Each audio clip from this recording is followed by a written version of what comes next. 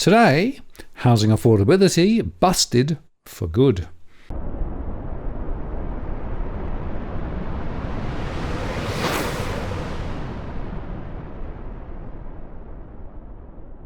Hello again, it's Martin North from Digital Finance Analytics. Welcome to today's post covering finance and property news. Well, whatever announceables may come from the government, the truth is the housing crisis in Australia is far from over.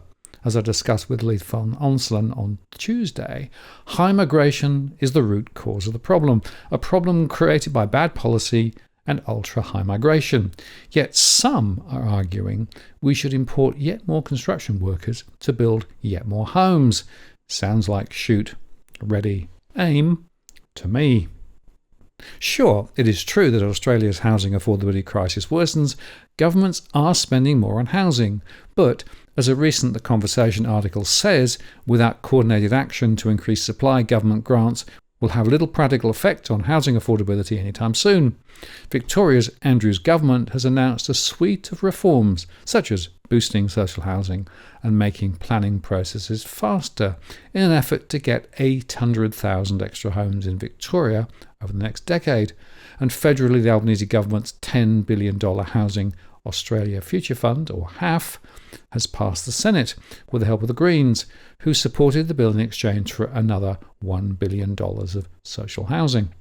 And this year's federal budget has expanded eligibility for the Home Guarantee Scheme, so more people can buy a home with a smaller deposit. But the question is Australia ready for a house construction boom? Well, supply chain constraints say no.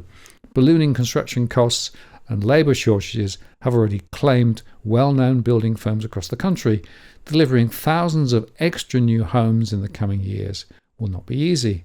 Materials, for example, are hard to get.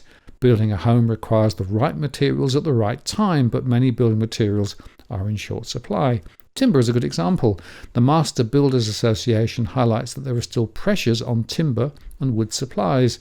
This imbalance between supply and demand for construction materials can be traced back to the Home Builder program that saw about 138,000 Australians applying for a grant to build or renovate.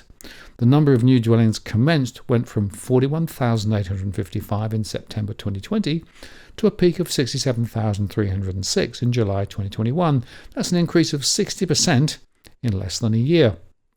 Typically, a spike in demand is met by imports, but soaring shipping costs during the pandemic conspired with restrictions to timber imports from Russia to send global markets into disarray. Tim Reardon, the chief economist at the Housing Industry Association, reckons housing supply issues will not get any better soon. And the federal government's National Housing Finance and Investment Corporation expects housing supply will only recover by 2025-26. So demand pressures will continue. And as it is, there are lots of unfinished homes across the country. And labour and land are also in short supply because building a home is labour intensive. Finding roofers, bricklayers, carpenters, tilers, landscapers and other construction workers has not been easy. Australia's record low unemployment rates and a global rise in labour shortages has made it hard for builders to find the workers they need to finish jobs, so delays are common. Some skill sets are in even higher demand as workers flock to oil and gas, mining and infrastructure projects. In Western Australia, for example, research has shown a shortage of construction managers, handy persons and civil engineering professionals. And then there is the question of land. Greenfield projects, new developments on the city fringes, typically sees fast approvals, fast sales and good profit, but suburbs alone cannot deliver the demand that is coming, thanks to the Housing Australia Future Fund and other government initiatives. There is a growing consensus more has to be done to increase urban density, in other words, apartments next to mass transit hubs. But this isn't easy either.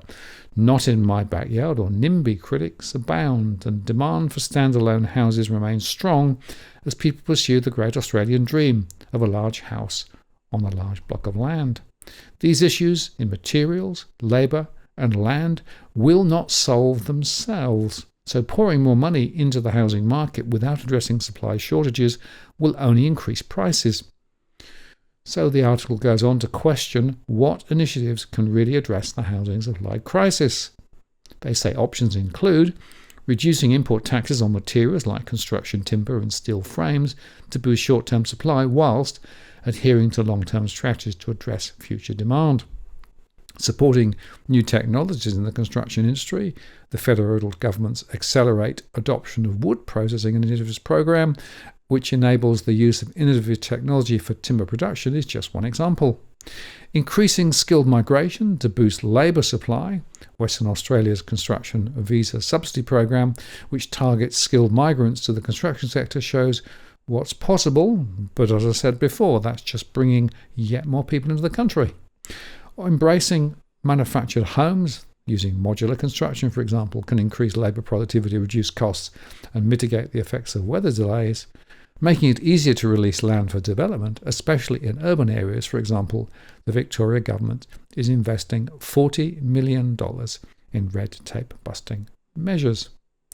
But my point is this: without addressing the elephant in the room, which is high migration, this is all going to go nowhere quite fast, because the proportion of people coming into Australia needing somewhere to live is going through the roof, while the ability to supply that property is going through the floor. And by the way, there's another factor which is also worth thinking about, that the average new applicant for a first-time mortgage this time, relative to 2 years ago, can borrow 40% less at a time when property prices are still rising.